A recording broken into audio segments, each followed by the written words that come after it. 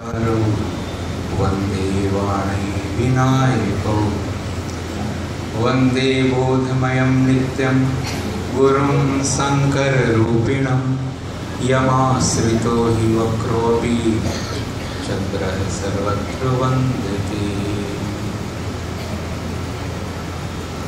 हमारे अपने ही आत्मीय भाव देवी स्वरूप है।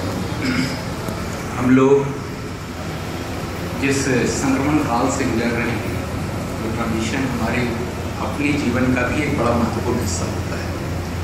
व्यक्ति खुद में ट्रांजिशन में संक्रमित है तो निश्चित तौर से उसका समाज पर, परिवार पर, सब पर एक दिशा हमें बनानी है, अपने लक्ष्य को तय करना है।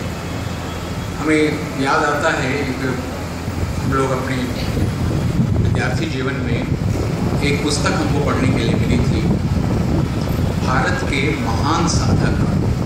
बहुत अच्छा संकलन है वो।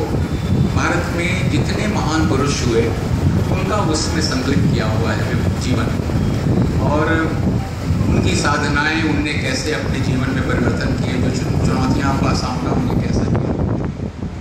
उस पुस्तक ने हमें भी बहुत प्रेरित किया। गुरुदेव ने, जब मैं उनके संपर्क में 1985 में आया, तो इनके पास से भी वैसा ही कुछ, बल्कि उससे और ज़्यादा विस्तृत होकर गुरुदेव के साहित्य आए। अभी आप जब अंदर प्रवेश कर रहे होंगे तो आपको बहुत सारे महान पुरुषों की जीवनियों के टाइटल्स दिखाते हैं। मनीष शंकर विद्यार्थी हों, कि भगत सिंह हों, कि श्री अरविंदो घोष हों। गुरुदेव ने एक बड़े अभियान के अंतर्गत उन्होंने कहा कि देश में एक ऐसे साहित्य की आवश्यकता है जो आपको प्रेरित करे, उनके जीवन को आप जान सकें। तो उनके जीवन को जानने के क्रम में उन्होंने पतली पतली किताबें 25-25 पैसे में उस ज़माने में मिला करती थी, 80 की बात मैं कर रहा हूँ, और उसमें सेंट्रल थीम अपने उन महान पुरुषों का उसमें समा दिया था। आज भी आपके लिए स्टॉल पर है, आज उसकी कीमत कुछ भिन्न हो गई होगी, लेकिन वो आप अपने पसंद का ले जाने रहे। संतों का, सुधारकों का, शहीदों का, वैज्ञानिकों का, धर्म परिवर्तकों का, किसी को भी उन्होंने नहीं छोड़ा।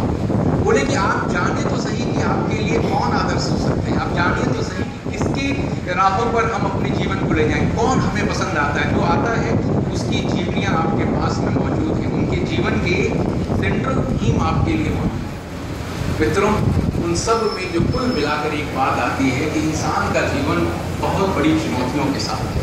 इंसानी जीवन जहाँ एक अवसर भी है, वहीं एक चुनौतियाँ। उसी पुस्तक में जो भारत के महान साधक हैं, उनमें मैं व्यक्तित्व को पढ़ रहा था जो रामकृष्ण परमहंस के ही समकक्ष हो गया है। रामकृष्ण परमहंस